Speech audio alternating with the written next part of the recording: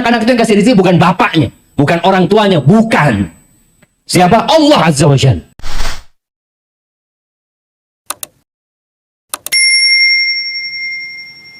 Ahibati fillah, rizki itu ada di tangan Allah. Allah itu Ar-Razzaq, Dzul Quwwatil Matin. Kekhawatiran kita dengan urusan rizki yang membuat sebagian nggak nikah-nikah. Di kota besar itu banyak yang menunda pernikahannya. Jakarta ini rata-rata umur berapa baru nikah? Jemaah 27 sampai 30. 30-an. Ya, anak punya kenalan-kenalan dia nikah 30, 32, ini dan itu. Kenapa? Takut. Saat belum punya rumah. Kerjaannya belum tetap. Banyak kekhawatiran, ketakutan. Nikah di PHK. Kamu kan nggak tahu. Ada orang yang punya pekerjaan di PHK. Ada orang yang belum bekerja kemudian dia.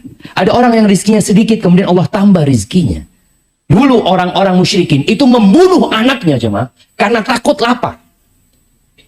Karena takut dia melihat anaknya lahir, ya Allah. Kalau sekarang kan diaborsi. Mereka itu lahir, makanya khawatir ini anaknya nanti makan sama bapaknya. Ya gimana Ustaz? Berapa banyak orang-orang yang kemudian memberikan anaknya kepada orang lain?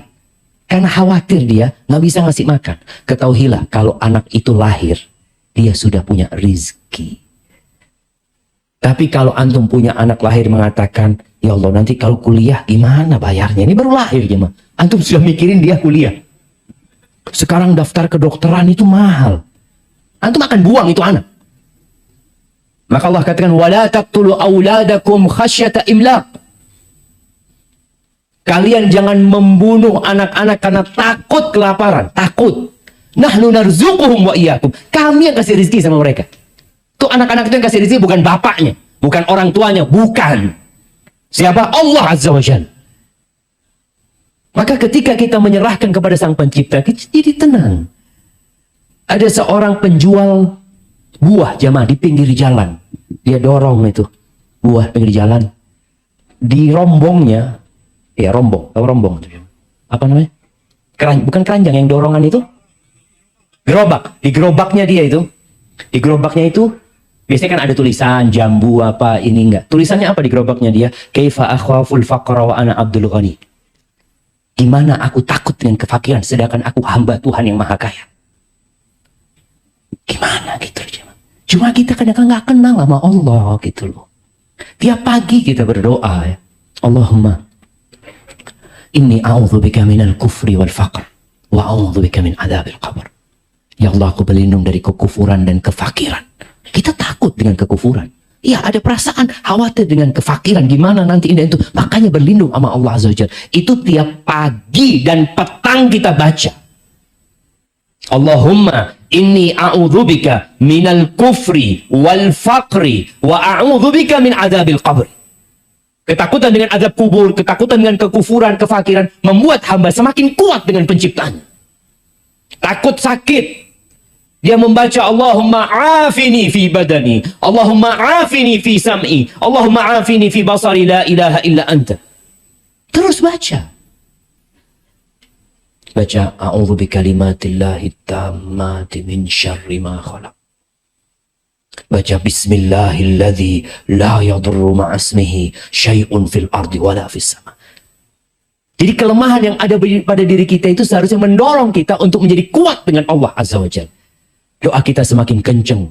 Kita lihat Nabi kita Muhammad alaihissalam pernah ditakut-takutin jemaah oleh iblis dan bala tentaranya. Mereka membawa 10.000 pasukan untuk membumi hanguskan kota Madinah. Alladzina qala lahumun nas. Ini di surat Ali Imran ayat 173 ya. Alladzina qala lahumun nas innan nas qad jama'u lakum fakhshawhum. Yang orang-orang mengatakan kepada dia, musuh-musuh itu sudah bersatu padu, bersekutu untuk menghancurkan kalian. Kalian takutlah sama mereka. Ini gimana 10.000 pasukan? Fazadahum iman. Ternyata ucapan itu, peringatan itu membuat sahabat-sahabat Nabi bertambah imannya. Bukan imannya turun, tambah naik imannya. Wa qalu hasbunallah wa ni'mal wakil. Apa kata mereka? Kami punya Allah Azza wa Jalla. Kami punya Allah. Cukup Allah. Allah sebaik-baiknya penolong bagi manusia. Yang seperti ini dapat terjadi kalau kita beriman benar. Apa kata Allah Azza wa Jalla di surat Al-An'am ayat 82? Alladzina amanu wa lam yalbisu imanahum bizulmin ulaika lahumul amnu wa hum muhtadun. Orang-orang yang beriman dan tidak mencampuri keimanan mereka dengan kezaliman. Kezaliman yang paling puncaknya adalah kesyirikan. Dosa juga kezaliman. Orang yang tidak mencampur keimanannya dengan kesyirikan, maka bagi mereka adalah keamanan yang sempurna. Aman, tenang, damai hidupnya. Dan mereka akan mendapatkan petunjuk. Sesuai dengan penjagaan kita terhadap keimanan kita, maka seperti itu pula keamanan yang akan kita rasakan. Bercampur dengan dosa, kurang tuh keamanannya. Tambah banyak dosanya, kurang tuh keamanannya. Semakin takut antum dengan masa depan. Nanti gimana. Ketika Nabi Musa alaihissalam meninggalkan Mesir di malam hari, dikejar-kejar oleh Fir'aun sampai ke pantai. Pagi sampai pantai, jadi mereka udah kelihatan. Udah kelihatan itu pantai, nggak ada perahu, nggak ada kapal yang bisa menyeberangkan mereka. Mereka menoleh ke belakang. Fir'aun sudah sampai juga. Falamma tara al-jam'an. Ketika mereka saling bertatapan, qala ashabu Musa, inna lamudrakun.